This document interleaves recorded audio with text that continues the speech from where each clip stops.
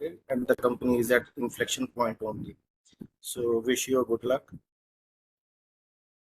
Thank you. Mr. Nikul Sir.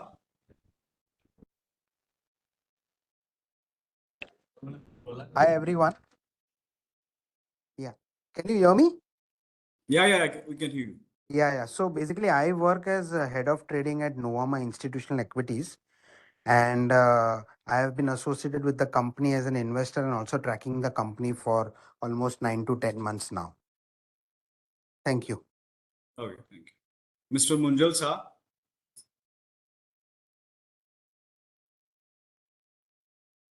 Hello, am I audible? Yeah, we can hear you. Hello. Yeah. Yep, So go thank you ahead. for the opportunity. Thank you for the opportunity. I have been associated with the company for last 5-6 months as an investor. I was also a part of the AGM, and I look forward to hearing from you today to know more about the business as well, and looking for a long-term association with the company as well. Thank you so much. Thank you. Thank you. Mr. Hitesh. Yeah, I'm an individual investor from Baroda, and I've been briefed about the company by Mr. Sunil Kabra. So I'd like to know more about the company. Thank you. Okay. And the person who is representing from TPL.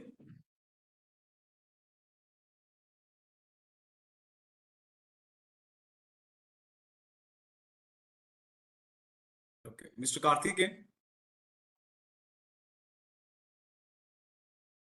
I hope I am audible. Yeah.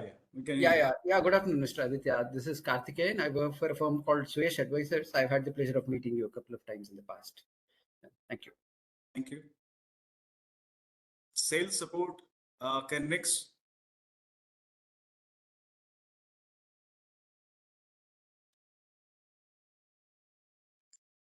Hi, Hemant here. Actually, I'm in Hyderabad.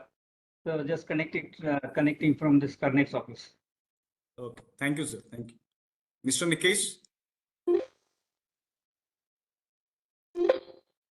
Yeah, this is Nikesh. I am managing on my funds only, and I'm also investor in Triton. Looking forward to the meeting. Thank you. Mr. Prashant.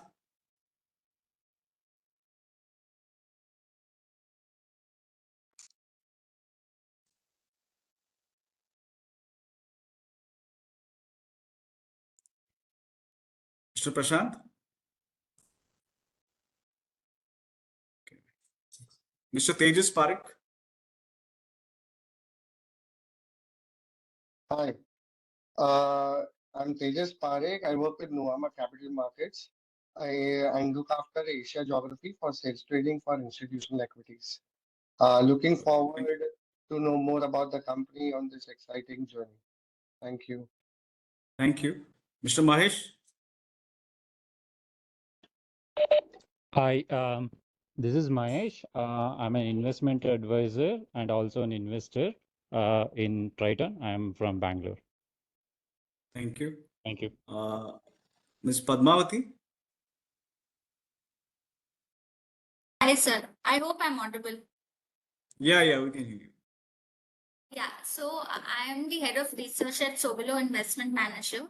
We actually run a PMS and we also have investment banking vertical.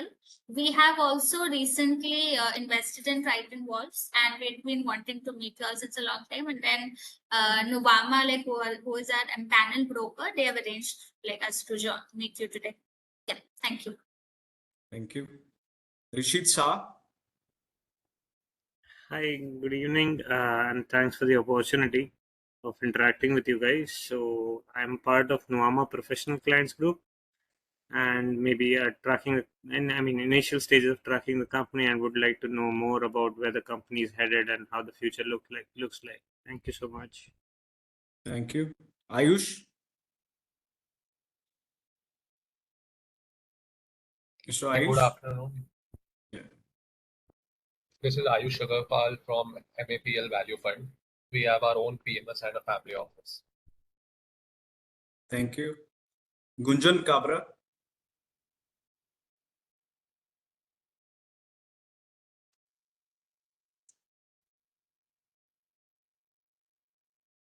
Gunjan Gabra.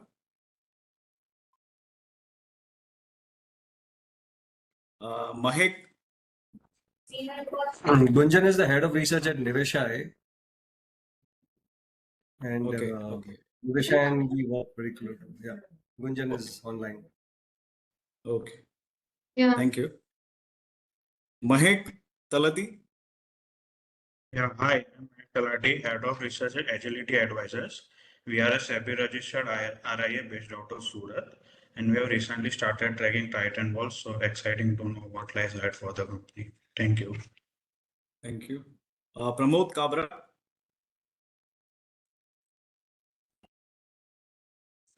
Yeah, hope you can hear me.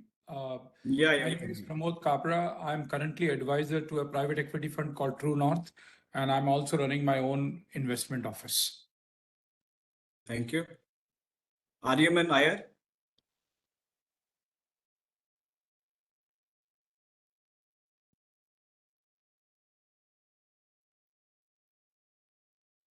Mr. Piyush.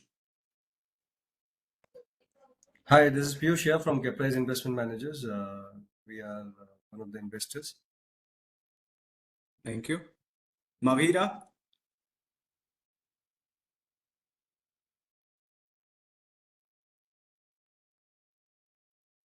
Vishal.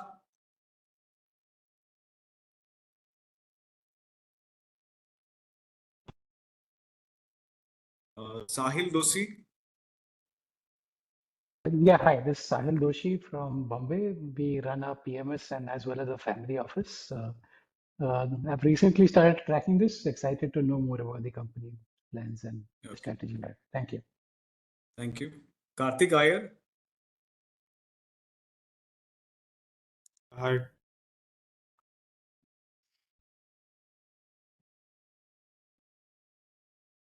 Neeraj.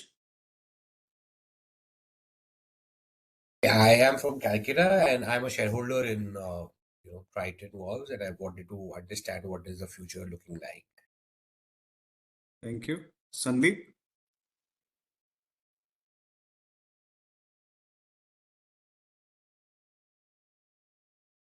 Tejas Parekh.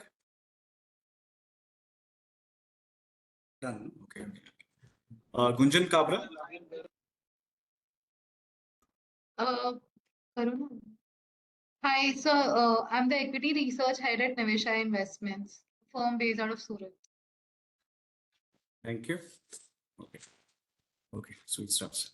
So good afternoon, everyone, and a warm welcome to all of you to the investor meeting conducted through VC today. And thank you so much for joining with us and showed interest on your company. Myself, Vibhuti Mishra, I'm the company secretary of Triton Valves Limited. Let me introduce the directors and KMP present through VC today in the investor meet today. Mr. Aditya Gokarn, the managing director of the company, and Mr. Naresh Varadarajan, the group CFO of the Triton Valves. Please note that the meeting is going to be recorded and will be published in the company website. Before start the meeting, a small disclaimer for all your reference. The discussion may include certain statement that may be construed as forward-looking statement. The statement is made based on the company management current strategic plan and assumptions. We cannot guarantee that the forward-looking statement will be realized. Although we believe we've been prudent in our assumptions, we undertake no obligations to publicly update any forward-looking statement, whether as a result of new information or future event or otherwise. After the presentation ends, floor will be open for the question and answer session for a span of 15 to 30 minutes. Investors are requested to unmute and show your video and mention their names, organization name, or their DPID, client ID, and the location from where you are joining before asking questions. Consolidated replies will be furnished at the end of the by the managing director at the end. Investor and analysts may also note that the company reserves the right to limit the number of asking questions depending on the availability of the time. With this note, I hand over the session to the managing director to take this meeting forward. Thank you, sir. Yeah, just a second. Thank you, Vibhuti, for the introductions. Thank you everybody for joining. We are delighted to have all of you with us. Thank you for sparing your valuable time to join us on this call. My name is Aditya M. Gokarn. I'm the Managing Director of Triton Valves. I've just prepared I would say, a very simple slide deck for everybody. I've just tried to keep it very basic so that everybody understands the business of the company from first principles, I would say. So I'll just quickly run through the slide deck and then we'll come to the question answer session. Okay, so I'm required to kind of display this disclaimer. I'll just leave it on the screen for a couple of seconds for everybody to read. Right, this is basically safe harbor, adding on to what Vibhuti said, that any forward-looking statements and so on, you need to understand in what context it is made, right? And yeah, so I'll just leave this on the screen for a couple of moments before I move on.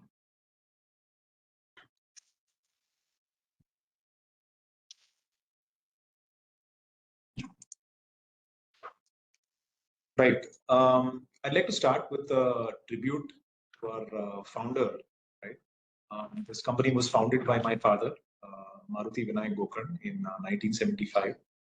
And one of the thought processes that he always espoused is he would always direct people to do path-breaking work. Right.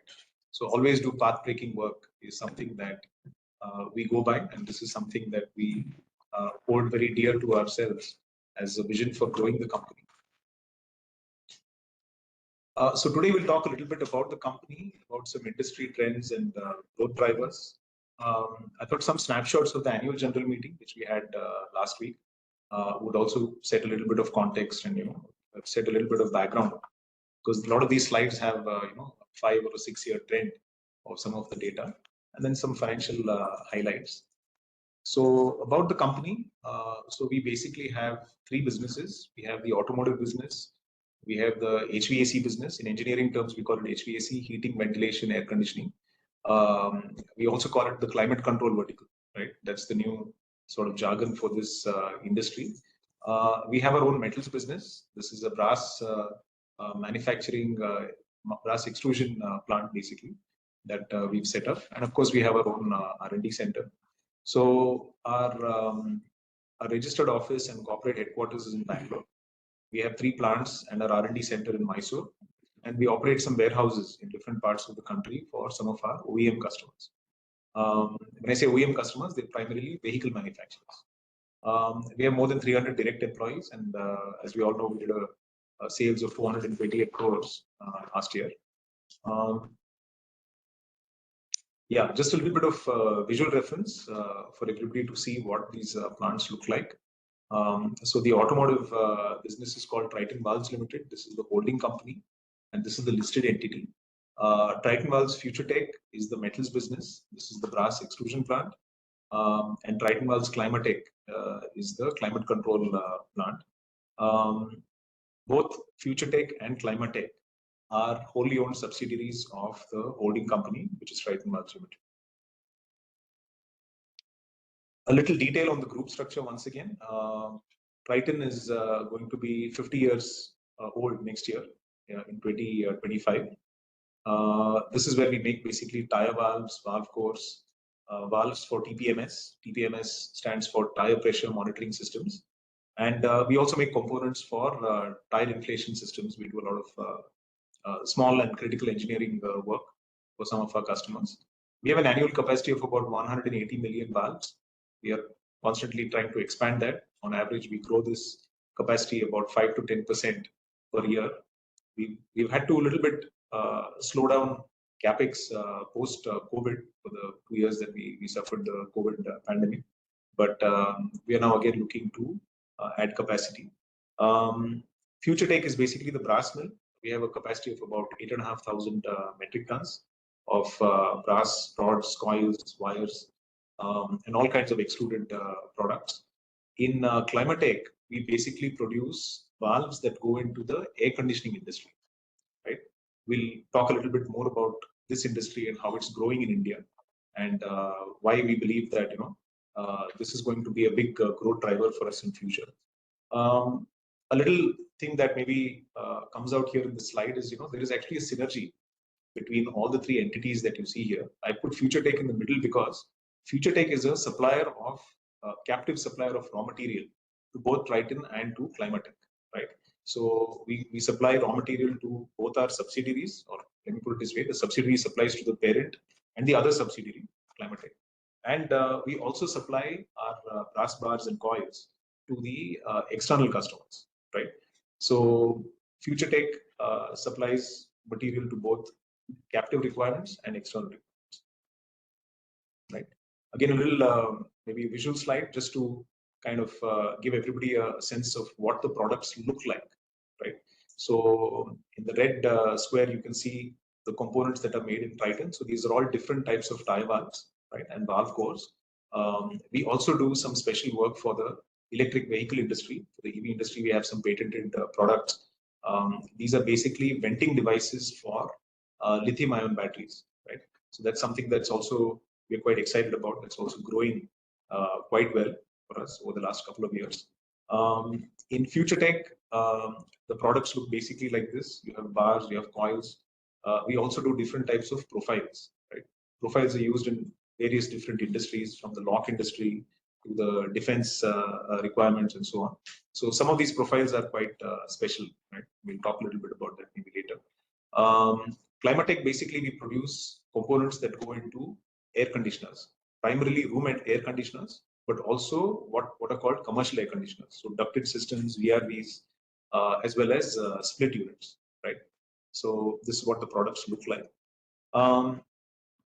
A quick snapshot of the kind of, I would say, marquee customers that we work with. So this is a portfolio of customers that we built over the last maybe 5 to 10 years. Some of them, Ford, for example, left India, but I think they're planning to come back. So some of them have kind of, changed their business model for whatever reason. But a lot of these customers are very, I would say, strong supporters of Triton, in the sense that almost everybody that you see on this slide, we are at the moment practically the only source for tire valves, right? So that's been something that that we've maintained very steadily over the years. We also work with the commercial vehicle manufacturers. So as we all know, Tata and Ashok Leyland are the big players here. But we've also done some work for the Daimler Group, Volvo, VECV, and so on. And this is something that we also are quite proud of. We've done some import substitution for some of these companies, and we've developed some very special requirements for them. Coming to the two-wheeler industry, this is about 75% of the auto industry in India is basically two-wheelers. So as you can see, we work with all the major two-wheeler brands in the country. There are some smaller brands that we work with as well, but these are the top, I would say, customers that we have in the two-wheeler segment. These are customers that we've had for the longest time, I would say 45 years plus, right? So MRF is by far our biggest customer in this segment. But as you can see, we work with almost all the big brands in the tire and tube segment as well. We also work with manufacturers of tractors and construction equipment, off-road equipment, basically. So this is the kind of profile we have in the off-road segment. And of course, we also work with the wheel manufacturers. So why I'm showing you all these segments separately is that if you look at our automotive business, we have a kind of a segment diversification, right? So our risk is quite well spread out between the different segments. So it's not only the passenger car segment or the two-wheeler segment that really influences our sales and our growth, but we are spread, across all these different verticals, all these different segments, and that helps us sometimes to tide over difficult market conditions, right? If you look at the air conditioning industry, right, this is basically the client list for Climatech, right? So we've already started working with some of the big brands, and we're in the process of adding a lot more. At the moment, we are in active engagement with about 16 different brands in the market. Some of them are not yet here in India, but they've already started discussions with us. So there are brands like Panasonic, where we've already completed all our product testing and so on, and we hope to start business with them very soon. There's Fujitsu, General, there's Mitsubishi, and so there are other brands as well that we are actively involved with. But these are the customers where we've started actually supplying products, and we've gone into mass production. A little bit about our export footprint. I think this is the biggest, I would say, opportunity for us to kind of expand our sales in all the three verticals: automotive, climate control, as well as the metals vertical. As we all know, post COVID and the changes in the geopolitical environment, I think there's a lot of tailwinds that are supporting us to kind of expand our export footprint. The reason why I'm showing this slide is to say that earlier we were more of, I would say, regional export. You can see Vietnam, you can see Thailand, Indonesia, Taiwan. These were the regions where we had good customers.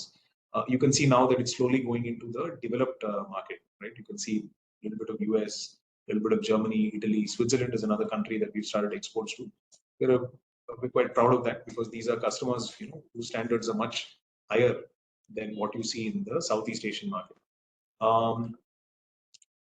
A quick snapshot of the management system certification. So engineering and manufacturing companies like us are typically expected to have at least 3 basic certifications.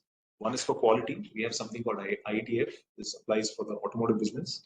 The environment management system, ISO 14001, and then we have the health and safety standard, which is ISO 45001. So this is something that shows that we have kind of reached a level of maturity in terms of quality, environment, health, and safety. A quick snapshot of some of the, I would say, some of the awards and some of the recognitions that we've won over the years. So we've been very consistent. So you can see Toyota awards us almost every year for being a zero defect supplier. Hyundai, General Motors, we've received awards from Maruti Suzuki as well. This is just a quick snapshot. Another interesting, I would say, growth prospect for us is actually the aftermarket, right? So in the automotive industry, we call it the aftermarket, or you can call it the replacement or the spare market, right? So in the tire industry, how it works is that all the tire valves that we manufacture, we can potentially distribute these products to small and big tire shops, tire consumable distributors across the country. If you see the Indian market today, there is a lot of growth happening because the mass of tubeless tires in the market has started to grow steadily over the last few years. So we are seeing that there's huge potential for us to grow here. We've done some interesting work, I would say some innovative work. We've been the first company in our little segment to have our own e-commerce platform. A lot of our tire shops and tire retail customers are able to register on an app. We have something like a B2B app. They kind of they register. We do a KYC. We validate their GST number, their address, their contact details, and so on. And once they're registered with us, they're able to see the pricing. So it brings in a certain degree of transparency in terms of pricing. Another innovation that we've done in this vertical is to actually package the part, put an MRP on it, and create a kind of a price transparency and a price discovery, right? Very often, a road user goes to a tire shop for a change of tires, and he needs a tire service, maybe a puncture service. A tire shop will try and sell them a lot of stuff which is unbranded, or there are consumables like tire valves, wheel weights, puncture patches, where the customer's awareness of those parts is very low. They don't know who are the good brands. They don't know what is the right price to be paid. So we've tried to kind of bring some transparency into the system, and at the same time reward our dealer and distributor partners with a very good, I would say, markup, a very attractive markup, which they earn a good amount of money on this product. And at the same time, we are trying to create the awareness of how critical and how important it is to have a good product to secure your safety. Because with the speeds around the country going up, highways being built, people driving at higher speeds, it's very, very important to have your tires secured. You need to have good tires, good wheel rims, and good tire valves, right? So this is something that we are quite excited about.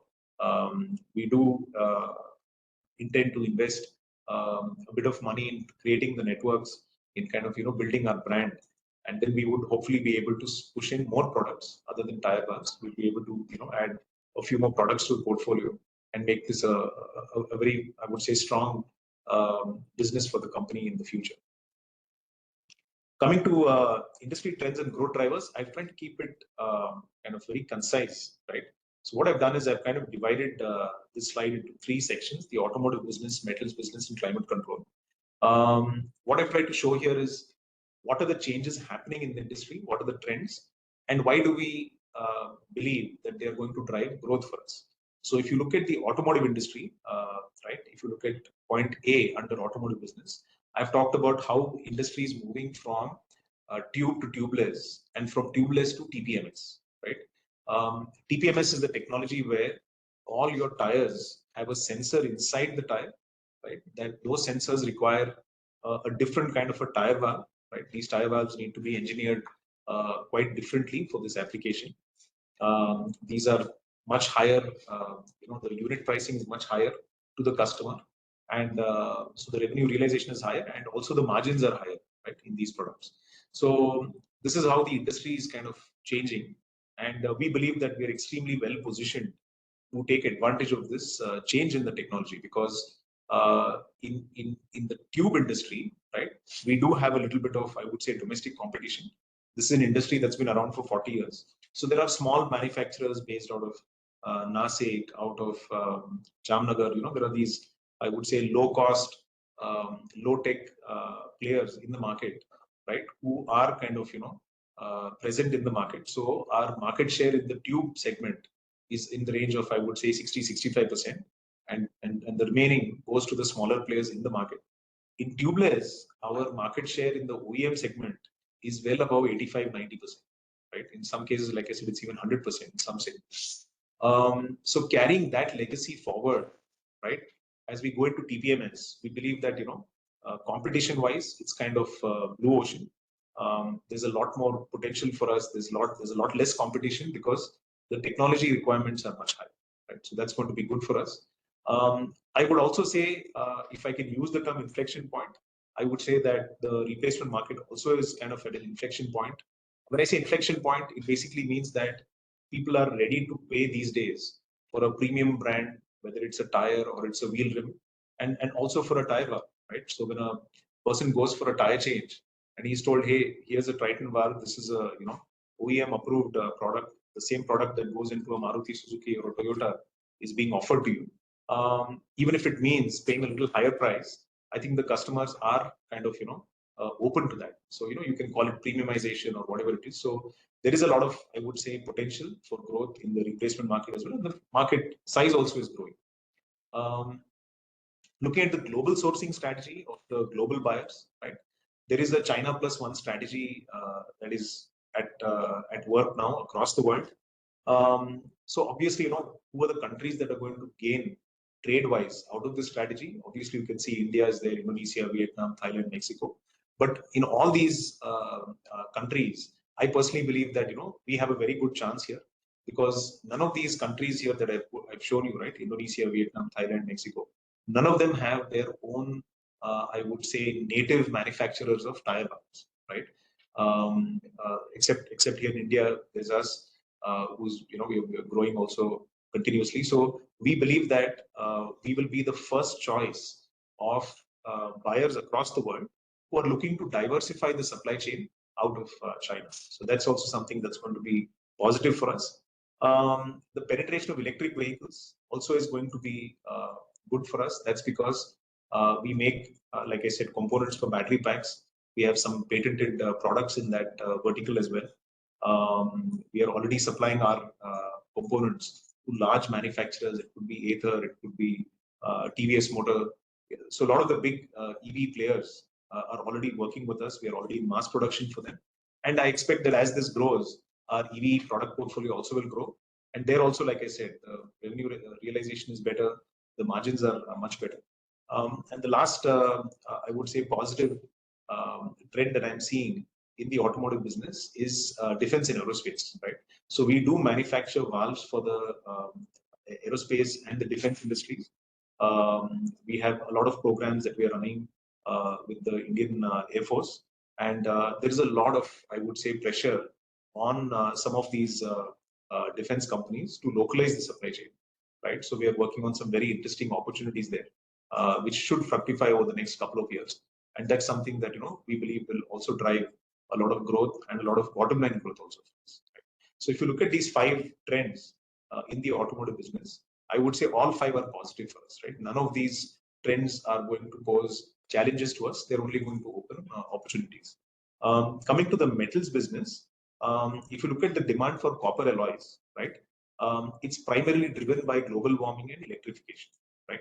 Because copper is basically a thermal and electrical material. So if you look at any copper alloy, it is typically used in some kind of a cooling application or some kind of electrical application. So you can see solar is growing, EV is growing, and this is why there is a lot of if you look at the public domain information available, there is a lot of optimism around copper, right? This is because the expectation is that the demand for copper in the world is going to go up because of these reasons. I would also say that in India, if I look at the domestic market, there are very few brass mills with scale, right? When I say scale, typically in our brass industry, I would say you have to be at least 500 tons per month, 6,000 metric tons per annum, to have at least a bare minimum scale to be competitive in this industry. So there are very few brass mills of that scale in India. Definitely in the whole of South and South, Central, Western India, I would say there's hardly anybody. There's of course the traditional hub for brass manufacturing in India has been Jamnagar in Gujarat. So there are probably in Gujarat, my estimate is maybe 250, 300 brass mills, but their average size would be in the range of 1000 MTPA and less, right? So nobody has the kind of scale that we are looking at. And there's also technology, because continuous casting, having the ability to produce hollow tubes, the ability to produce high quality alloys is very limited, I would say, in India, right? A lot of the special alloys in copper are still imported, right? There's very few players in India who do special stuff. But we believe that this is going to the demand for high quality alloys is growing. This is also related to EV, related to, for example, even the mobile phone industry, right? So if you look at the kind of brass alloys, copper alloys that go into, for example, mobile phones, electronic components or electronic products, they're quite different from the general, I would say, commercial brass that is floating around the general industry. The brass that goes into, for example, making hardware, let's say for your door hinges, door knobs, this kind of hardware, that's considered very low grade brass in our industry. Whereas the technical brass that I'm talking about, the demand is going to go up because of the trends that I just spoken about. There's also global sourcing opportunities due to the China Plus One strategy. So if I look at Future Tech, our brass business, this year our export sales are growing quite well, right? So there is a lot of traction we are finding in the global market also, because people want to see that China Plus One. People want to develop an alternate source, right? So in the metals business, of course, there are countries other than the ones that I mentioned for the automotive business. There are some brass mills, some very good brass mills in Southeast Asia, outside of China. There are some very good brass mills in Europe, in Turkey, for example. So there is, I would say, more competition. But having said that, I'd also say that the demand and the requirements are also very, very large. So the ability for us to scale is going to be quite strong. So again, if you see the 4 trends that are sweeping this business, all 4 are, I would say, positive for us. Coming to the climate control vertical, again, here I would say if you look at ACs, the penetration of ACs in India is very low. There's a lot of data floating around. I think we are at a fraction of where China is or where the developed world is. But of course, that holds good for many different industries. But the inflection point here is that I think disposable incomes are also growing. There's a lot of talk and a buzz in the FMCG industry about a kind of an inflection point in the per capita GDP, right? So I'm told that globally, something like $2,000 per capita GDP is an inflection point. That's the point at which consumption starts kind of booming. So I think India is at the right spot. The AC industry in India is in the right position right now. Government is also supporting this industry with PLI schemes. They're trying to facilitate this industry and the whole supply chain to move to India. It's very good for the country. And if you look at the demand for climate control products, if you look at AC industry, even the, I would say, well-researched, publicly available data says that a compounding rate of 13% is easily doable for the next 10 years. The next part is the component ecosystem for valves is non-existent. So every product that we are making in Climatech today, we are the only guys making it in India, right? So we're the first guys doing it, we're the only guys doing it. So the choice for a lot of our customers, it could be Daikin, it could be Voltas, LG, is either to import from China or to buy from Triton. They don't have any other opportunity to kind of diversify right now. So I think that's very good for us. We'll have a first mover advantage. Even if competition does come, the fact that we've been kind of the pioneers in this industry in India, we believe will hold us in good stead, and we should be able to maintain a very good, I would say, share of business, a very good market share in the demand for valves and such components in India. Again, there's the China plus one here as well. And the last point is, I would say, it's government policy which is also supporting this industry. The AC industry has a PLI scheme that the government has designed for us. I think it is taking root quite strongly. You can see again in public domain, almost all the major AC brands. It could be Voltas, it could be Daikin, it could be Havells, it could be Panasonic. Everybody's adding capacity. They're adding new plants. A lot of capex is coming in to this industry. So we are very bullish about the growth here. So again, I would say all the trends positive for us. 5 trends, all 5 are positive for us. I'll just quickly move to a few snapshots of the annual general meeting. Couple of things I just want to kind of bring into perspective for everybody. So this is a little trend of what our consolidated revenue and EBITDA have looked like for the last 6 years, right? So if you look at FY24, for sure we could have done better, but I would say EBITDA in absolute terms, about 31 crores and above, it's been the best that we have done in the last few years. So hopefully this is a kind of a platform that we can build and grow from here on.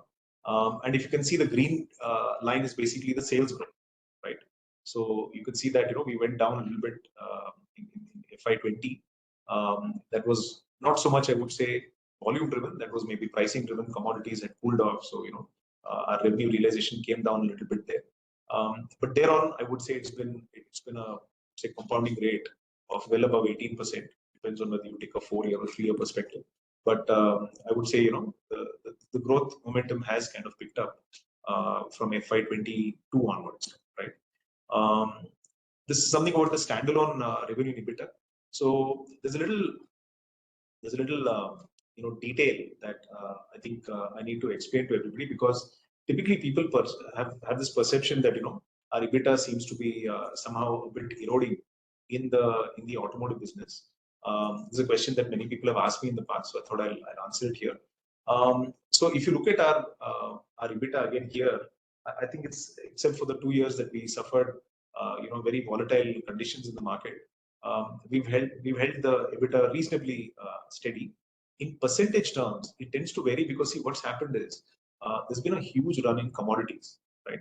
So if you look at our sales to our customers, whenever there's a commodity change, for example, copper goes up, rubber goes up, or zinc goes up, these are 3 commodities that we link our pricing to.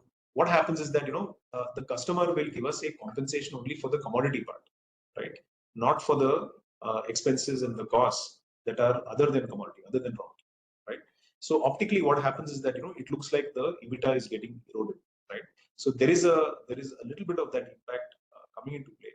But the other thing that I want to explain to everybody is that the sales that you see here, standalone sales, for example, FY24, our standalone sales were 343 crores. This has an element of scrap sales, right? So there's product sales and scrap sales. So the accounting methodology that we follow, the scrap that we generate in manufacturing, we typically sell that scrap back to the brass mill that supplied that brass, and we convert that scrap back into the raw material form that we need it in, which is brass rods and coils, right? So this gets added on to our sales, even though it's kind of an element that is there in our sales and in our expenses, right? So optically, what happens is that it tends to inflate our sales, right? So if you look at our EBITDA as a percentage of the total sales, it appears to be small. If you net off the scrap sales, right, I would say in FY24 also, our EBITDA has already crossed 10%, right? So this is what I would like to draw your attention to. So this is our standalone sales trend, net of scrap sales, right? So you can see that we had a sales of 343 crores, out of which 253 crores was actually product sales, right? So if you look at our EBITDA of 25 crores on 253, we are at about 10%, right? So this is the little detail that I'd like to draw your attention to. Are we happy with 10%? No, definitely not. We believe that there's a lot more that can be done to grow this, and as we scale up and we're able to absorb our fixed cost in a better way, I do believe that it is possible for us going forward to further strengthen our EBITDA by at least 3-4 percentage points. I believe there is that much potential, and maybe more. It depends on the product mix. If our EV business really picks up a lot of traction, we were hoping that it would have actually been better last year and even this year. But I think the FAME subsidy withdrawal and all of that, if you look at the numbers of electric two-wheelers sold, it seems to be a bit flat right now. That's the trend across the country. But I think people are still bullish in the long run. So these are going to be some teething troubles till this industry kind of scales up. And now that Ola has gone public, I think Ather is also going public. A lot of the other EV guys are bringing in more funds. I think they will go all out to spur that growth. So we do hope so. Those kind of changes and moving towards TPMS also, it takes a bit of time because we have to validate our product for very high engineering specifications and so on. But as that happens, we do expect that our margins should grow. So if you look at it like this, in the auto business, I said we are moving from tube to tubeless to TPMS, right? Each of those steps actually will enhance our EBITDA, right? So if you look at our gross margins, right, the best gross margins are with I would say the TPMS products. The next best would be our tubeless valves. The tube valves, because this is an old product line, they tend to have typically a slightly lower gross margin, right? And if you look at the gross margins on products like the electric vehicle components and all that, it's very high. It's much higher than TPMS as well, right? So as these, I would say, newer products start gaining in volume, start gaining traction, we will see the EBITDA moving positive, right? A little, I would say, interesting data that these are market estimates. So that we've tried to collate from various different public sources, right? So this is an estimate, right? So I would request people not to pin me down on this, but this is to give an idea of what the brass industry really is like. The problem with this data sometimes is that if I say copper alloys, this would be much bigger, right? What I've tried to do is I've tried to kind of filter down and take a very conservative number, right? So what I've tried to do here is that this brass estimate that I'm talking about is the most commonly, I would say, used brass in the market. So if you look at the India market, we believe right now it's about $1.3 billion. The global market is obviously 8.7 and above. If you start adding all the special alloys, you start adding bigger definition of copper alloys, this would probably go like 2x, 3x, maybe 5x, right? So it all depends on what filter you apply. But why I'm showing this slide is basically to tell you that the brass mill that we have, Future Tech, there's huge, I would say, upside potential, right? Because like I said, in India, there's not that many big scaled up brass mills. Even with an 8,500 ton capacity that we have right now, and we're expanding that further. I would say that on the global scale, we are still small, right? If you look at some of the mills in Southeast Asia, maybe in Europe, you could be looking at something in the range of, I would say, 50,000 tons, 100,000 tons. Those are the really scaled up brass plants around the world. So we still have a huge, I would say, upside. We have a huge headroom to grow. And I believe particularly in the domestic market, right, there's not that many quality players. And with the government kind of, restricting trade from China through various different means, we believe that, we will have a very good chance to grow this business in India. I've tried to show this again in terms of this market size.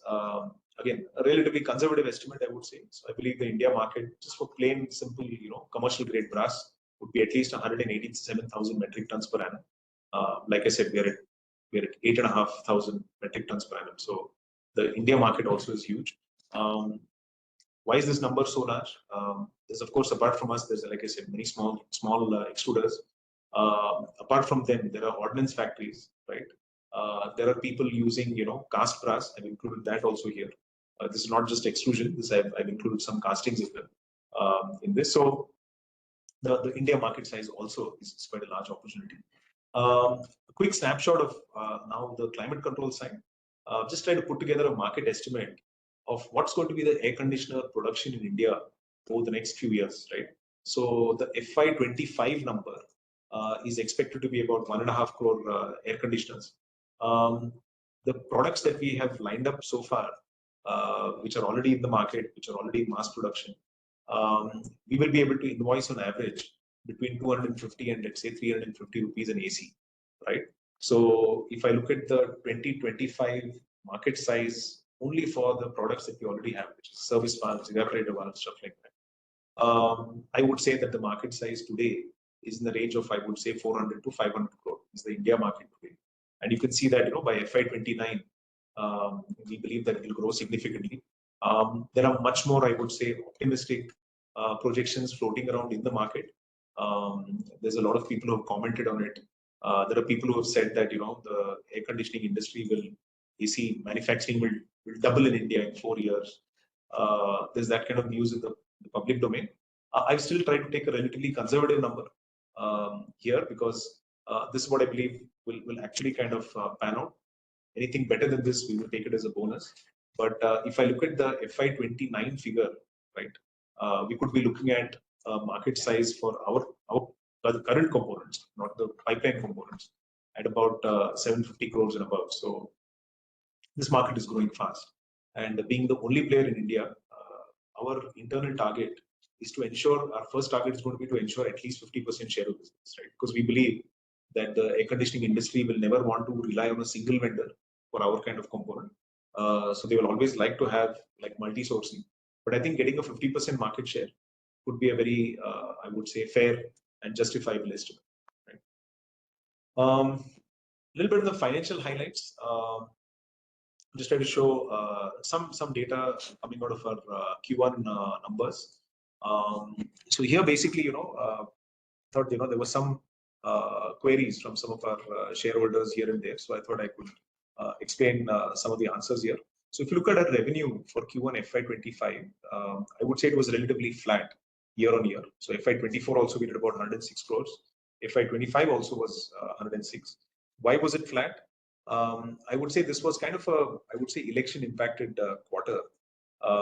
As we all know, the auto industry seems to have lost a bit of steam during this quarter. Even the replacement market was quite, I would say, quite lukewarm in this period. By all accounts, we believe that it's related to the election season where everybody goes home. Consumption of these kind of products goes down a little bit. That was one thing that happened. The second thing that happened really in this quarter is that we saw copper prices also shooting up very, very high, right? So from, I would say, the end of February, early March, there was a huge run on the copper prices. Copper went from 8,000, went shooting up to almost $11,000 per ton. And then subsequently, it's come down again now. It's trading in the range of 9 to 9,500. But there was a huge run in copper. So typically what happens in our automotive business is that when prices go up like that, it takes a quarter. There's a 1 quarter lag till the time we pass on the increases to our customers. It could be the tire industry or it could be the vehicle industry. Typically takes a quarter, right? So we do quarterly averaging and then we pass on increases or decreases. So we had to absorb a little bit of, I would say, cost push during this quarter.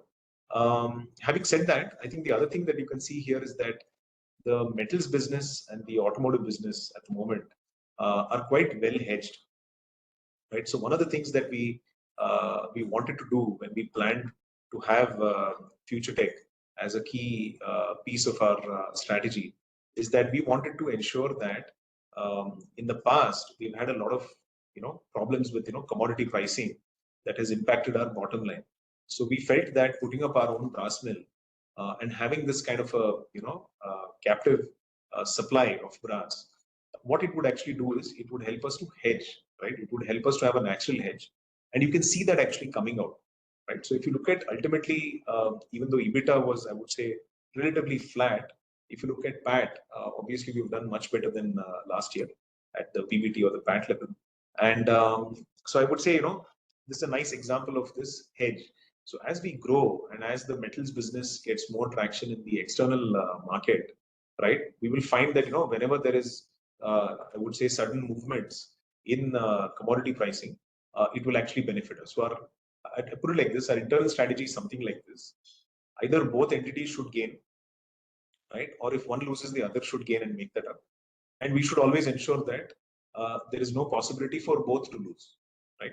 That's how we look at it. And here, when I say the automotive business, perhaps I should actually say the component business, right? So between the raw material business and the two component businesses, there is a hedge, and we expect that this hedge will hold us in very good stead as we continue growing. And it's a very critical raw material for us. So if you look at our typical, I would say, automotive products, by weight and by value, 60-65% of the product is actually brass, right? And if you look at the climate control vertical, it's more, right? It could be up to 65-66% is brass. So this is a very critical raw material for us. Like I said, we don't have very good brass mills in India. So this is the reason why we set up Future Tech, and we believe that this is going to help us as we scale into the next 5-10 years. Maybe a few ratios to kind of cap off before we open up for questions. So this is what the balance sheet looks like for Q1. And if you look at the ratios, obviously, we are doing much better than where we were in FY23, FY24. Maybe I should also answer this question before it comes up. FY23, there was a lot of questions about why did we lose some money? Why did we go down? I would say FY23 was, unfortunately for us, a bit of a perfect storm. We had huge volatility in commodity, currency, and in the market, right? So I would say three factors which created a lot of turbulence for us. So we did unfortunately face a lot of challenges in FY23. You can see that in FY24 we seem to have turned around quite smartly. We brought things back, we turned things around quite quickly. And as we all know, at the end of FY25 we did the pref allotment and a fund, like equity fundraise. I think that's also helped us a lot, and I think that's going to again, it's going to fuel, and it's also going to catalyze our growth over the next few years. So we think that this is really going to be very positive for us.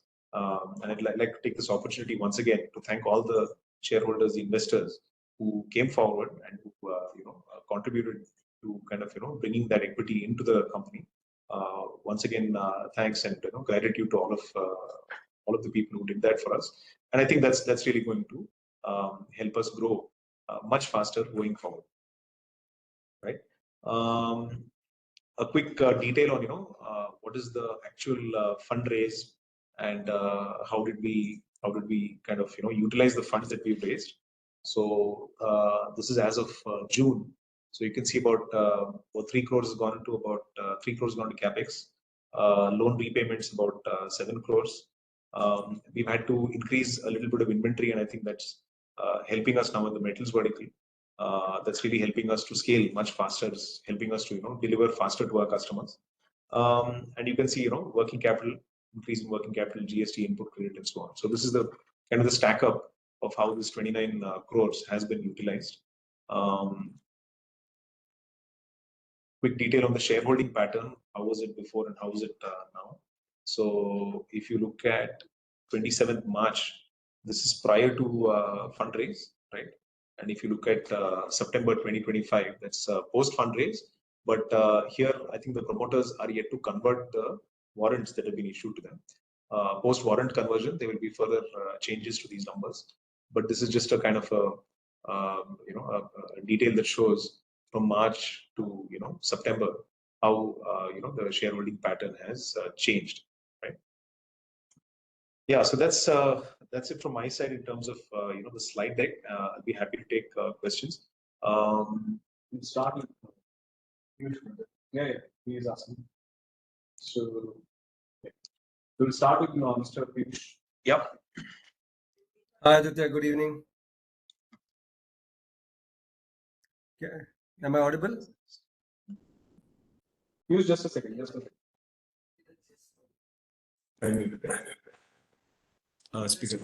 Speaker. Yeah, Piyush, you can start now. Okay. Hi, Aditya.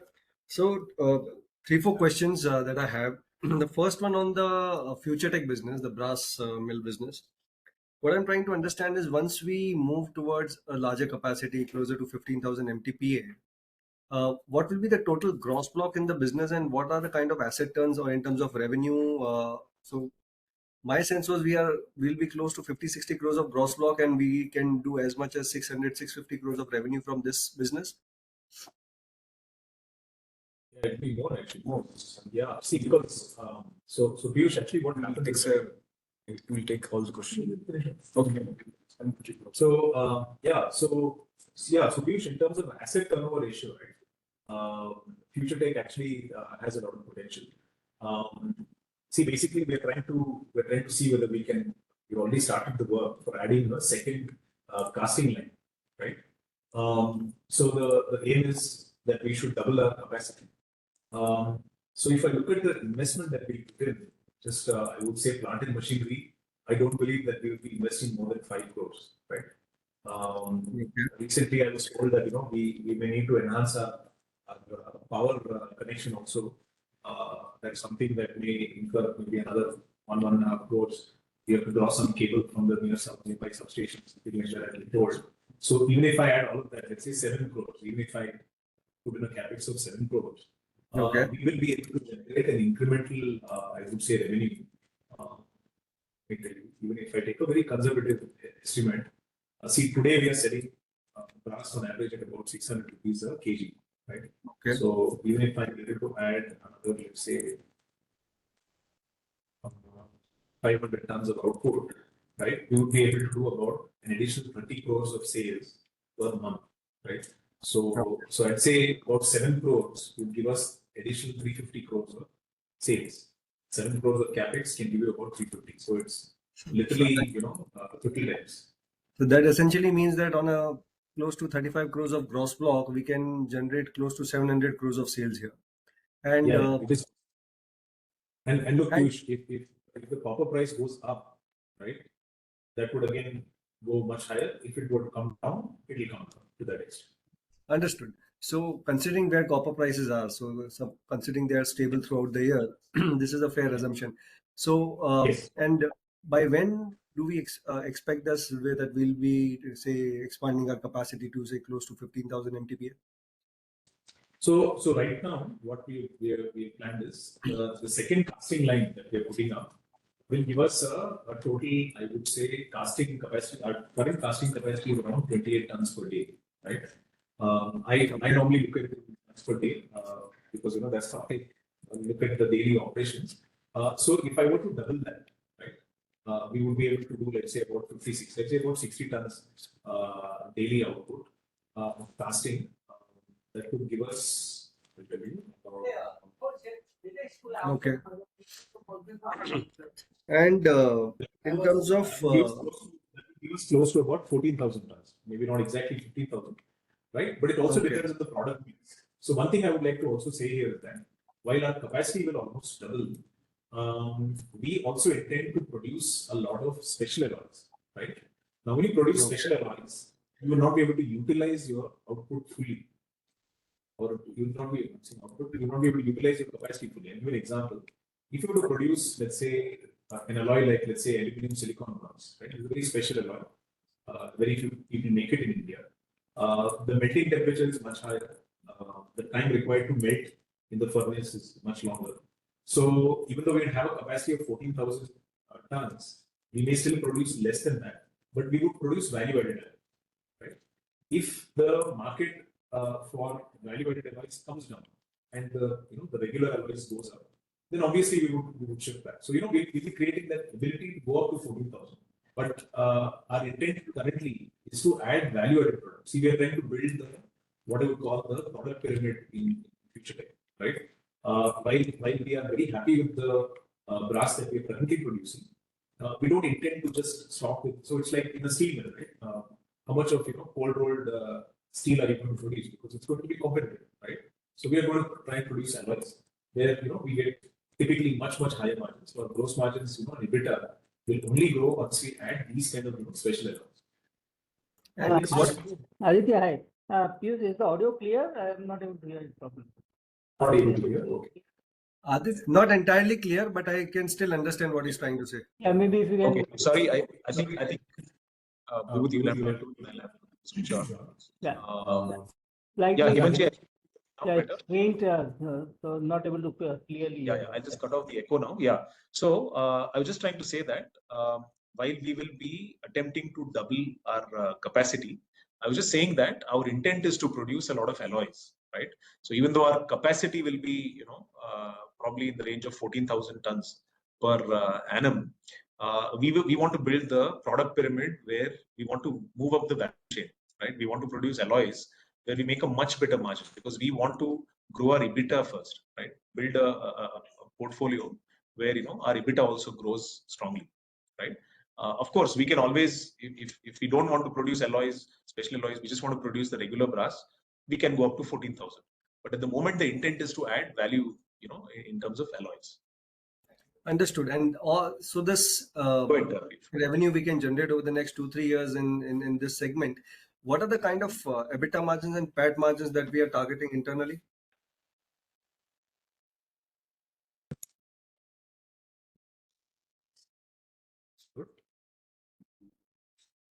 Did you get my question, Aditya? No, I'm very sorry. Could you please repeat that? I said, as we aim to utilize this capacity, Yes. Kind of EBITDA margins and PAT margins that we are targeting in this segment?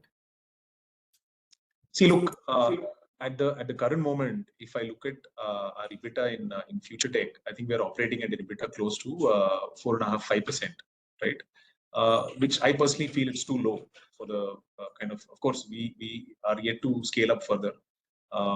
So I personally believe that if we are successful in adding the special alloys and so on, we can definitely move this up at least 2 to 3 percentage points, right? So for a brass mill of our size and capability, once we add further capacity, I do believe we should be in at least at 7%, right?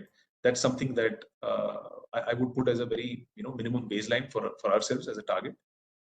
After that, again, it's about constantly innovating, trying to find out, trying to do more special stuff, more specialized, high value stuff to keep growing it from there. But I think 7% is something that we definitely would like to achieve.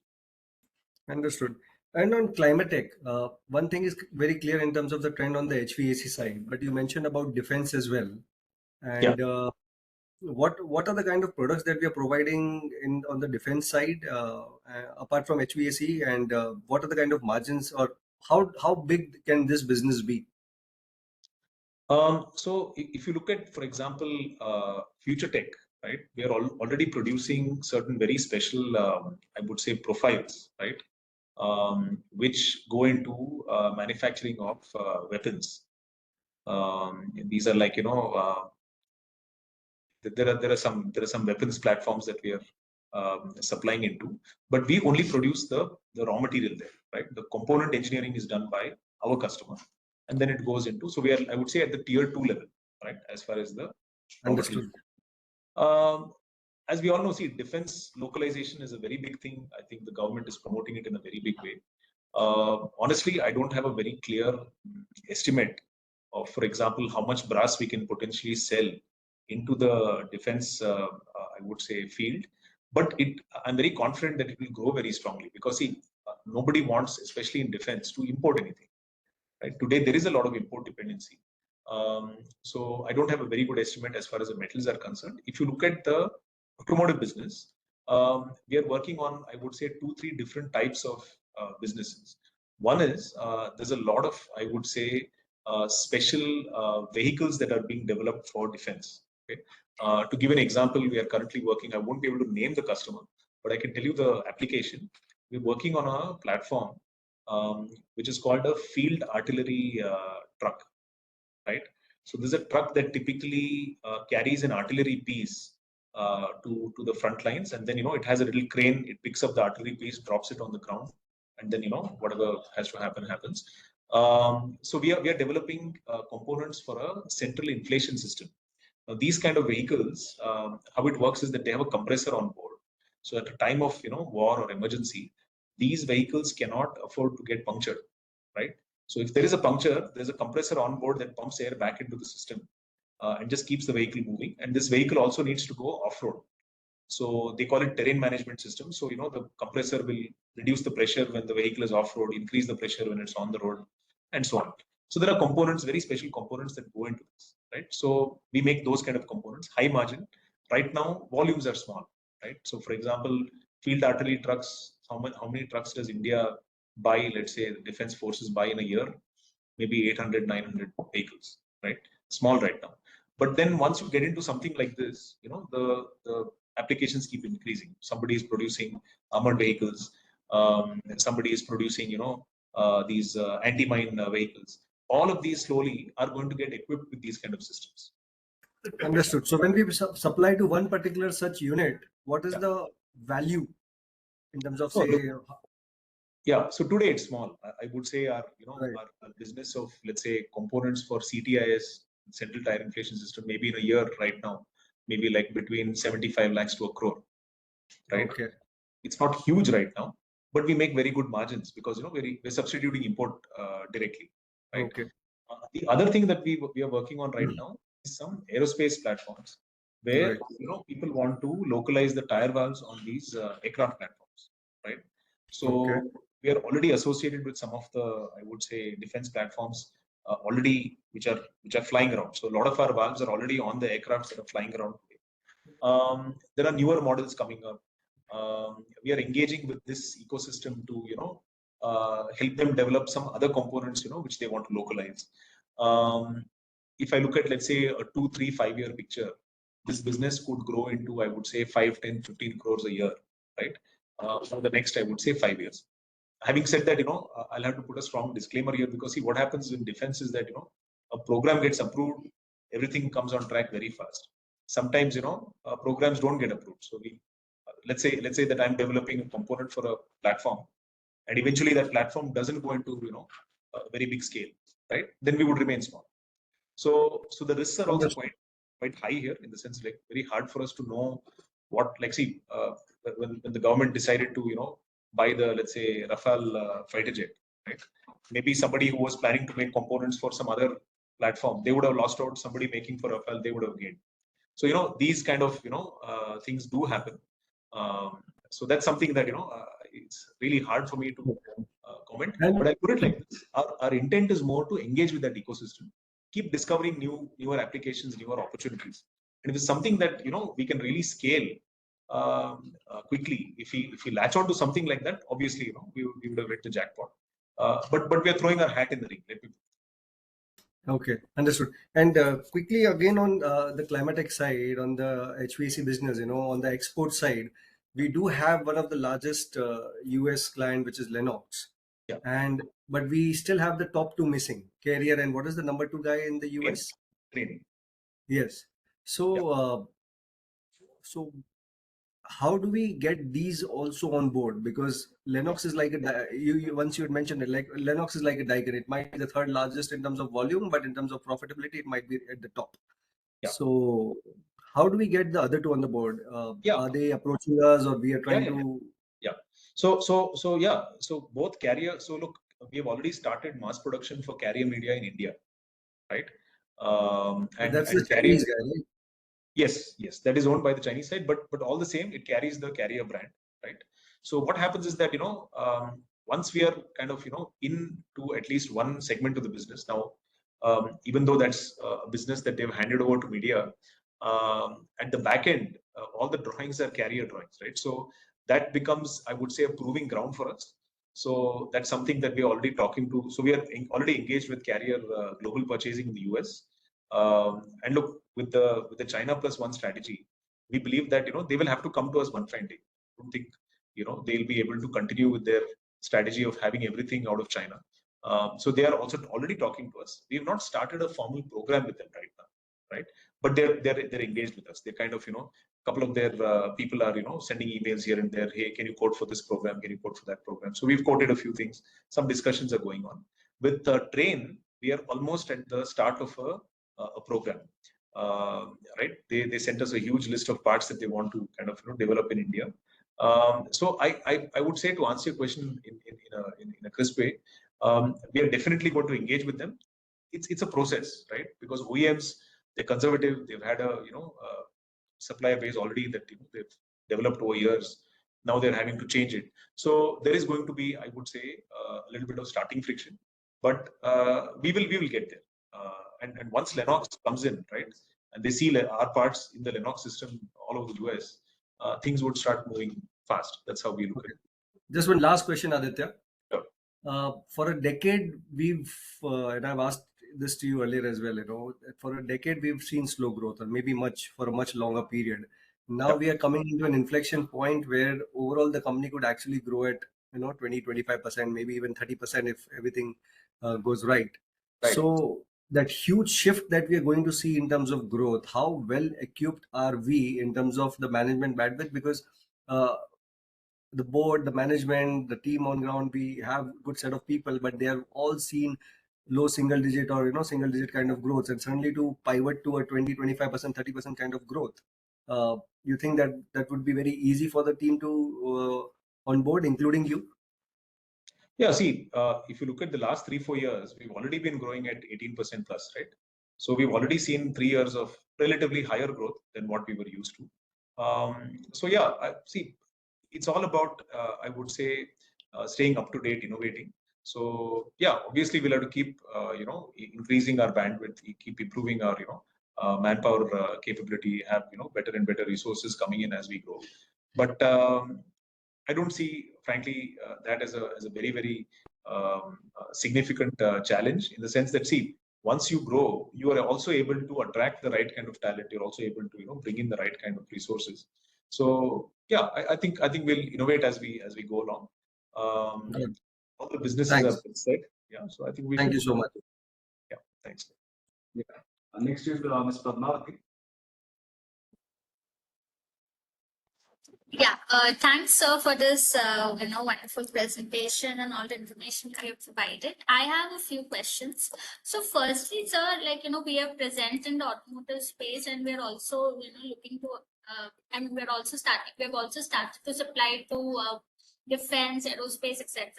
My question is that are we looking in the near future to also start targeting any other sectors, like maybe railways, which is again a high growing segment in India? Right now, no. I'll honestly say that we have not, at the moment, engaged very deeply with the railway ecosystem. We have our hands full. I mean, we have a lot of inquiries. We have a lot of work to be done with the existing ecosystem. HVAC, there's a lot more to be done. Metals, there's a lot more to be done. So right now, no. But I'll give you a little clue here. We are actually engaging with the, I would say, the electronics manufacturing ecosystem right now. There is also, increasing demand for very specialized brass components that go into laptops, that go into mobile phones, that go into tablets and things like that. Specialized stuff. We have some very good inquiries. Our engineering teams are kind of working on some of these opportunities. So where I really see growth is in these, this whole ecosystem is moving to India, right? If you look at mobile phone assemblies, more and more people are doing it. We are engaged with that ecosystem, and we are already, in mass production for some, I would say, specialized precision components that actually go into 5G routers, that go into some of these electronic enclosures. So that's something that we are doing, but railways right now, no. Yeah, Aditya, maybe if you can just elaborate to a question in terms of our TPMS patent and then the global clients like Bosch and Continent, we are discussing with them. So I think that can be throwing some more light. Yeah. So I put it like this. If the shift, as we said, is happening from tube to tubeless and from tubeless to TPMS.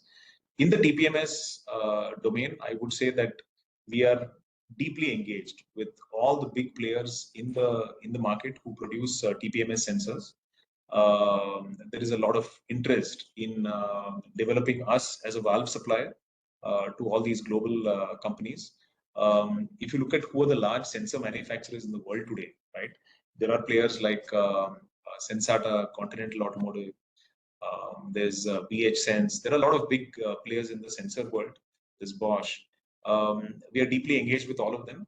In fact, I think very shortly we will be able to intimate to the stock exchange and put in the public domain about one of the awards that we won recently, business award. I think we will probably disclose that probably next week. Right, we are in the final process of signing off some contracts with one of these big players. So once that gets signed, sealed, and delivered, we'll be happy to disclose it and put it in the public domain. So we also have a lot of patents, right? So if you look at the last financial year, we had almost 11 patent grants. Even for us, that's a bit, I would say, unusual. This is primarily because, after COVID, the patent offices were running very slow, and then suddenly all the patents got cleared in one shot very quickly. But we have a strong patent pipeline as well. So if you look at our EV products, they're patented. Some of our TPMS products are patented. We've even patented some, concept level ideas about how to detect faults in tires and so on and so forth. So yeah, I think at the appropriate time, we will try to monetize and encash the IP that we've also generated in this field. And we're focused on the India market primarily, looking at the dynamics in India, which are a little different from the rest of the world. So yeah, I think that's something that I think in due course of time, we will be able to see some, very positive developments in that domain. Sure.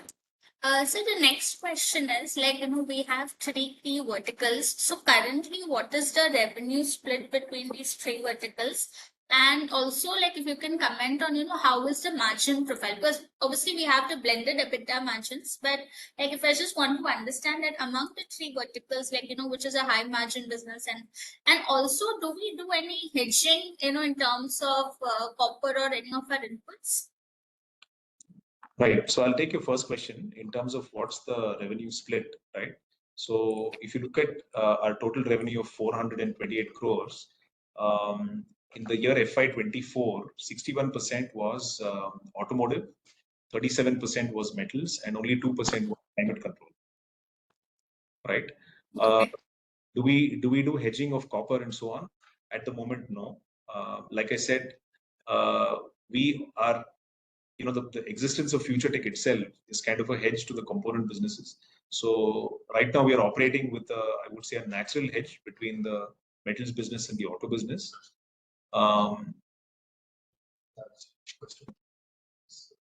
Yeah, so we also pass on price changes in the commodity to our customers with a 3-month lag, right? As I mentioned.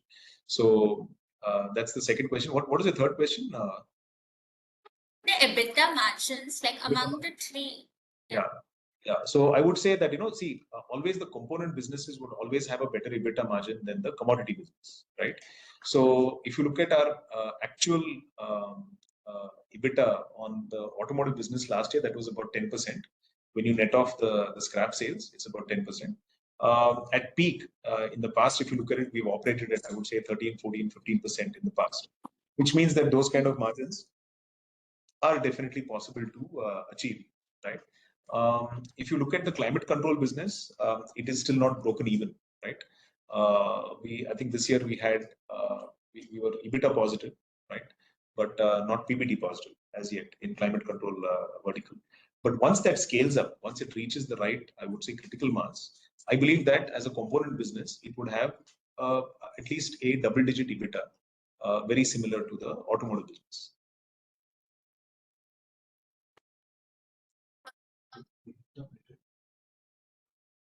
In terms of the R&D, so as you're mentioning that you all do focus a lot on R&D, and that's also visible by the patents that we have got.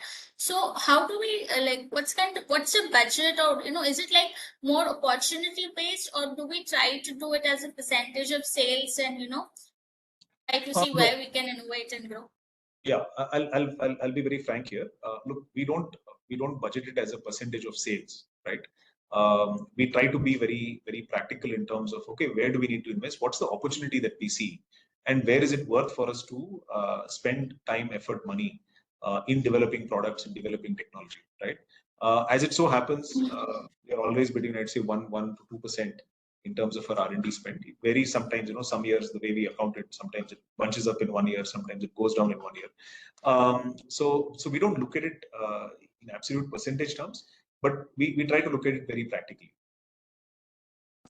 Fair enough.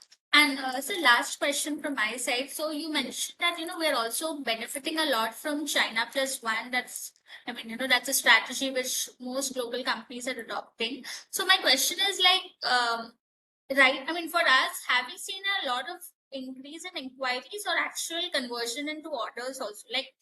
Or, put it in a different way, currently, how will the export growth be versus, let's say, my domestic sales growth? Right now, domestic is growing faster.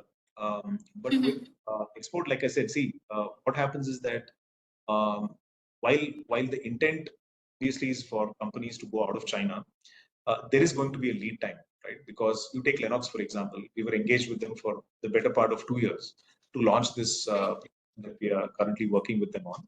So, for them to trust a new supplier, for them to trust a new source, it takes a bit of time because the industry that we operate in, all the parts are critical, everybody wants like zero defect. Everything has to be very perfect right from the start. So there's going to be a bit of a lead time, but it is going to gain momentum because there is no two ways about it. For their survival, these global corporations based out of US, Europe, wherever they are, they need to diversify their supply chain. They don't have really an option, right? So it will grow. There's no doubt about it. And like I said, we're deeply engaged with a lot of these customers. It'll take a bit of time, right?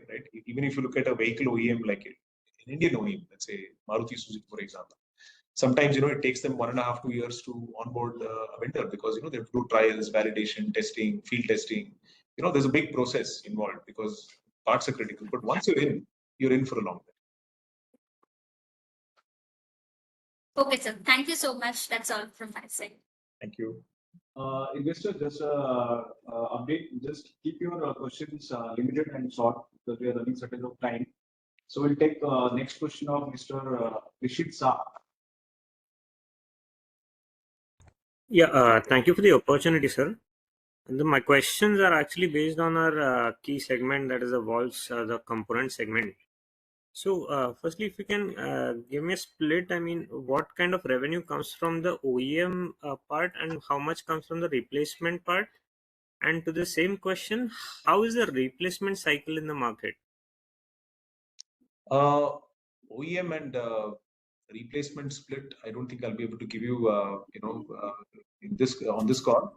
But broadly, I put it like this: whatever we sell, it's like this. If I supply a valve to, let's say, a tire maker, right?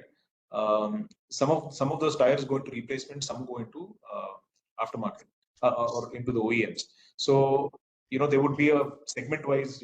Truck segment is different, passenger car it's different, two-wheeler segment is different. So hard for me to summarize everything and give you a number that this percentage goes here and there. But I would say that you can look at it like this. If you look at the number of tires being sold in India, at a very high level, I believe the number is in the range of 75 to 80% that goes into replacement, and only about 20% goes into OEM. Now that varies, like I said, segment to segment. Your second question was the replacement cycle of valves generally. Replacement cycle, yeah. Replacement cycle for valve is typically the same as tire, right? Okay. So valve gets replaced as frequently as a tire. You can consider it like that. And right. And about the TPMS segment, so as you rightly pointed out, there's a trend of premiumization and a more kind of TPMS is going to gain prominence going forward. Yes. So two parts to that question. The question that I have, one is we'll be definitely having a higher realization or a higher content per vehicle. Yeah. Versus a tube versus a TPMS. So if you can point out that difference, and secondly, maybe 3 years, 2 years down the line, how do you see the split changing from what it is right now? So if you look at TPMS, typically the revenue realization on a TPMS component would be 2x of a tubeless component, right? The replacement, the substitution is tubeless getting replaced by TPMS, right? So that's a 1:2 typically. right? So if I'm selling a tubeless valve for 10, I might be selling a TPMS valve for 20. You can think of it like that, right? 1:2. In some cases, it's more also, but on average, you can say 1:2. Your second question was what is the ratio that we see going forward in the next 4-5 years? Yes. So what it is now, and how do we see it moving forward? Yeah. So I would say that my expectation is that 5 years from now, TPMS would be at least 40 to 50% of the market, if not more. Today, it's maybe 10%. Okay, got it. And sir, last question on my part. So we have kind of a leadership in our market, both in the tubeless as well as the tube part, and we are practically one of the only suppliers on the TPMS side right now. So for the tubeless and the tube market, which is more matured in a way, so how difficult or easy is it for a competitor to maybe break into a distributor dealer, or in maybe other words, how difficult it is for us to maintain the strong market share that we have in the segment? I believe that we have a very strong, I would say, possibility to maintain and grow market share. See, if you look at some of the smaller players, even in India, what are they basically doing? They basically buy semi-finished components, maybe from China. They do some finishing operations and sell it, right? So this is not a model that I believe will be very sustainable in the current, I would say, business environment, because there's a strong possibility of government bringing a lot of quality control orders, QCOs, non-tariff barriers to imports from China. See, I think basically, if you look at government policy, it seems to say that they don't want India to be a dumping ground for low quality or low price products coming in from China. It hurts the domestic industry. It hurts the domestic economy. Everybody knows that in very different ways. The Chinese manufacturers. There are all kinds of malpractices. Either they have some kind of unfair advantage in the raw material cost, or they have some hidden subsidies, or there's something dal mein kuch kala hota hai in Chinese trade. So the US, they say okay, their IP is being copied. In India, I would say that whether it's the tire industry is always complaining to government saying that Chinese tires are being dumped in India, and I agree with that argument. Right? Chinese typically tend to dump products in India. Even if you look at the AC components that we are competing with the Chinese, some of the Chinese prices that they offer to the Indian customers, it's a dumping price, right? So there is a lot of this going on, and government is now finally woken up to it, and they're putting a lot of obstacles to this kind of thing. So I believe that for us to maintain market share is going to be easier and easier, because once the barriers come up and these malpractices are controlled either through quality control orders or through increased customs duties and tariffs, or whatever obstacles the government is putting in their path, the market will come to us, because we're the only guys who are vertically integrated. We're the only guys making everything from scratch in India. We are truly local. It's not like I'm buying some components from China, just doing some finishing and sending it. So I believe that we will be able to do better and better as time progresses, because government is supporting us. Sure. That's encouraging. Thank you so much for the answers. Thank you, Mr. Rishi. Mr. Sudhir, you have any questions? Mr. Sudhir? Mr. Prashant?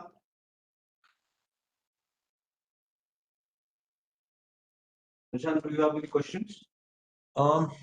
Maybe I'll just run through quickly the questions in the chat box. Questions. Akhil Gulecha, when can we see ramp up in Climatech? Actually, from this season, we are expecting a good ramp up. We already added a couple of new customers, so we are hoping that from this, so the season for the Climatech business basically starts from October, November, and goes up into, I would say, April, May, June. So we are very, very optimistic this year that we would be able to scale up a lot more than last year. If you look at our Q1, I think we did some multiple of the previous year, right? Of course, the base was small, but that's something that we expect. Sahil Doshi, how much of metals business internally consumed? I would say about 50-50, 45-55, depends on the quarter.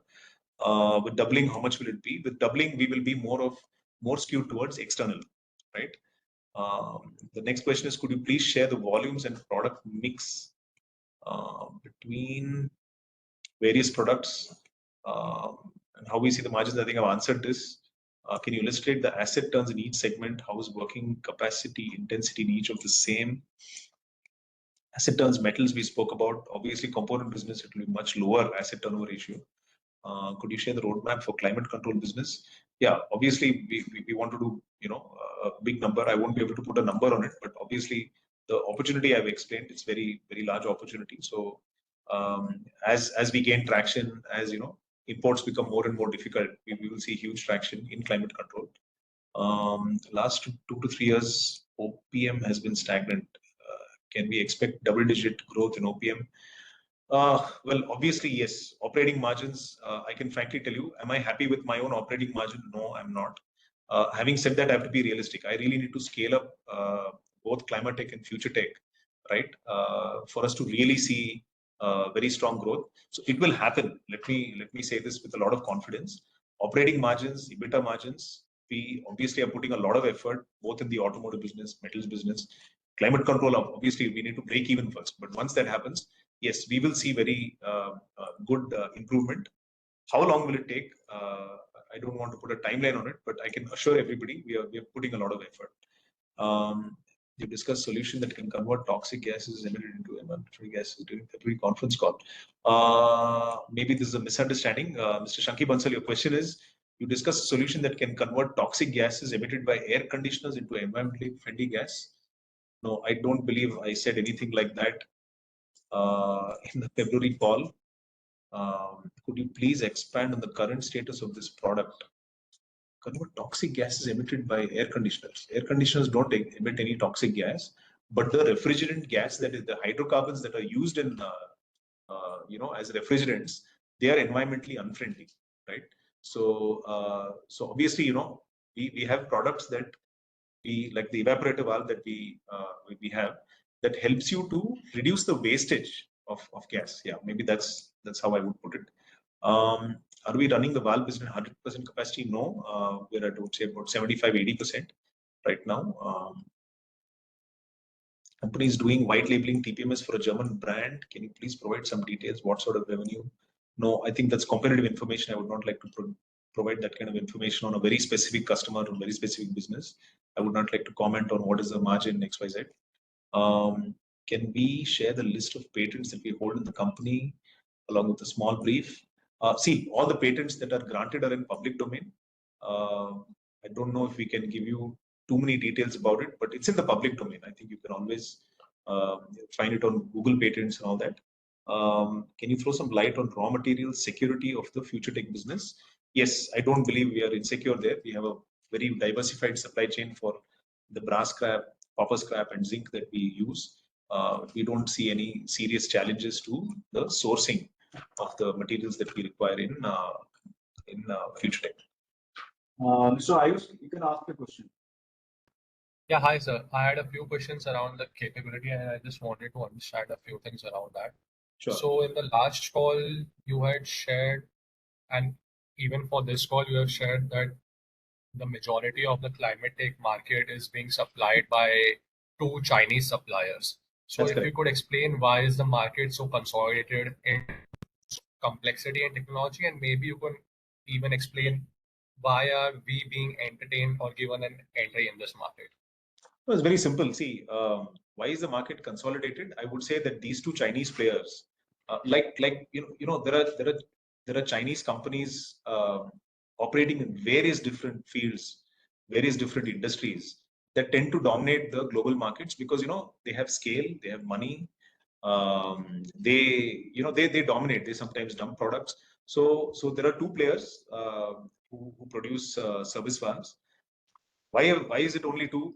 Well, they've been obviously the most competitive. They've been able to supply the market well. They've established themselves well. So they've obviously done good for themselves and for their customers. Why are we getting a chance? Because the market wants to diversify the supply chain out of China, right?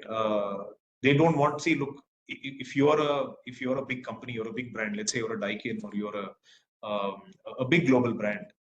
Why would you want your product or your business to be heavily dependent on just 1 or 2 Chinese companies?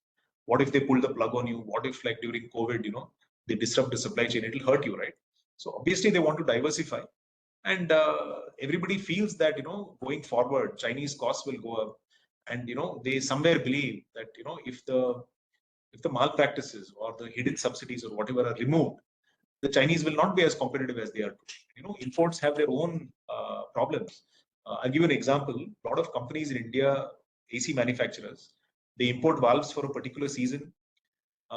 Sometimes they're left over with excess stock. They don't know how to dispose it. Next year, some changes happen to the AC models. Then the stock becomes obsolete. They've bought some compressors, they've bought some valves, they've bought some components. They're no longer useful because the model has changed the next year. So import comes with its own problems. You have to import in container loads. You have to warehouse the material. You have to stock it. There is wastage that happens. There is overhead cost. There is currency fluctuation. So people don't want to be fully dependent on import, right? So I'm not saying here today that we are going to come in and we are going to kill the Chinese. I don't think we are at that maturity level to aspire for those kind of things. But we will definitely compete with them so hard. We will take 50% away from them. That's for sure. After that, it depends on how the market behaves. If we are able to continuously grow, continuously do better and better, we might even cross more than 50. We may go beyond 50. But we have to also see the reality for what it is. I mean, the Chinese have done well. They've established a good business for themselves over years and years, maybe 20, 25 years. So they have a 20-year head start over us, right? So that's also there. So I think it's up to our, I would say, capability, our ingenuity, our innovativeness, our entrepreneurship to come up and compete with these guys and break their monopoly. That's what we're here to do. Okay. And we have also shared that the top 3 TPMS sensor manufacturers were talking to us in the last call, and in this call you have said you were expecting a order from one. So what sort of opportunity can open up with these 3, if you can quantify that in some way? Oh, look, the global opportunity is huge, right? The global opportunity could be in like hundreds of crores, right? If I have to put all the big players together. But again, like I'll honestly say it's still early days, because look, a lot of these potential customers, they will dangle a big carrot in front of us when we are starting, the discussion. Later on, what will actually happen? It's I would say unknown, because the way they take decisions of where they source something, how they distribute it globally. We are new to these customers, right? So I don't want to hazard a guess, but I can tell you the opportunities are large, and all the big players are talking to us, right? Including some of the sensor manufacturers from China, right? Chinese origin sensor manufacturers have started talking to us, right? Which tells you that they're all in the same boat. They need new suppliers. They need to diversify the supply chain. There'll be large opportunities. It's a bit early in the day for me to put a number on it, right? So you'll have to bear with me in terms of I won't be able to put a number on it, but I can tell you very shortly we will be announcing that one of the players has actually confirmed their business with us. They've selected us as a source for one of their very prestigious global programs. More will follow, right? So as in how these developments fructify and we feel everything is signed and sealed, we'll be happy to disclose it in the public domain.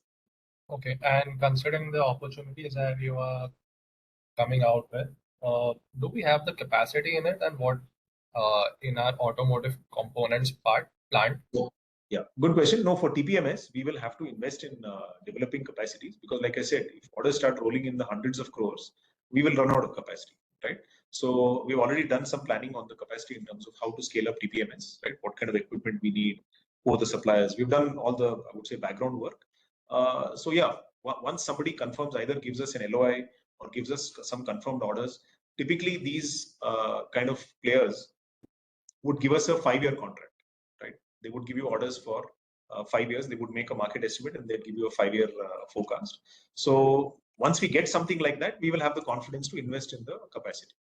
That's how we look at it. Okay. And you also shared on the defense orders and the aerospace segment. So if you could explain, did we develop these products on our own, or was it a shared technology? No, so far, all the developments that we have done, all the patents that we filed, all the developments have been done in-house. Okay, so we must be exclusive supplier for them right now for this, right? For a lot of products, yes. Yes. Got it. That would be all. Thank you. With this, we hope all the questions have been answered properly by the managing director.